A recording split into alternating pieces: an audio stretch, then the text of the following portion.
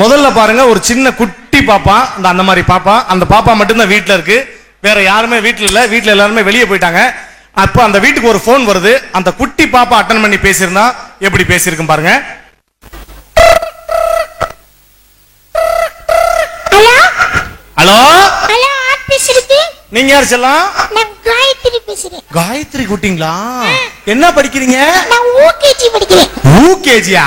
அப்படி ஒரு கேஜி எங்க இருக்கு? எங்க ஸ்கூல்ல இருக்கு. ஸ்கூல் எங்க இருக்கு? ஸ்கூல் அங்க இருக்கு. அங்க இருக்கா? அம்மா கூட்டி போறாங்க. சரி சரி, உனக்கு அம்மா பிடிக்குமா அப்பா பிடிக்குமா? எனக்கு இந்தியன் கிரிக்கெட் டீம் தான் பிடிக்கும். எதுக்கு உனக்கு இந்தியன் கிரிக்கெட் டீம் பிடிக்குது? அவங்க தான் அடிக்கவே மாட்டாங்க.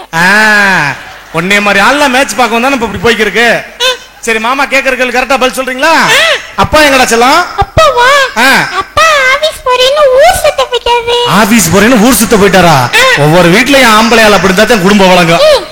அம்மா எங்கடா? அம்மாவா? அம்மா மார்க்கெட் போறேன்னு படத்துக்கு போயிட்டாங்க. அவங்களும் அப்படியா?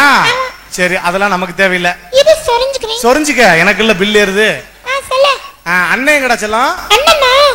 அண்ணன் டியூஷன் போறேன்னு கிரிக்கெட் விளையாட போயிட்டான். அச்சச்சோ, இப்ப மாமா கேக்குற கேள்விக்கு கரெக்டா பதில் சொன்னீங்கன்னா உங்களுக்கு 3 சாக்லேட்ஸ் தருவேன். எனக்கு 5 சாக்லேட். சரி சரி சரி சரி.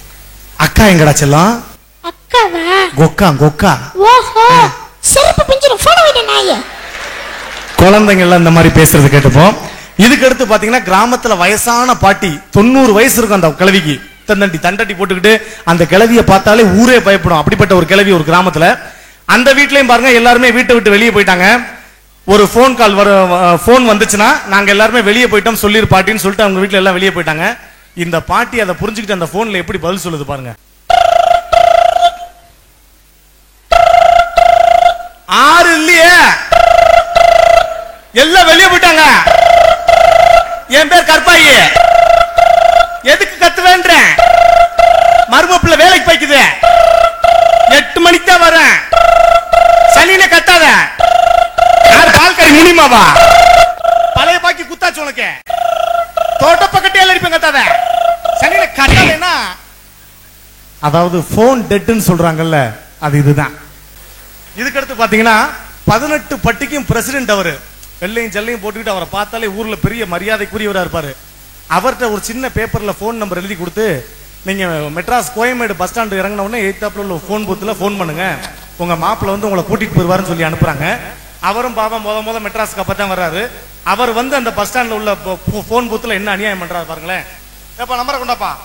044237689. Please check the number you have dialed.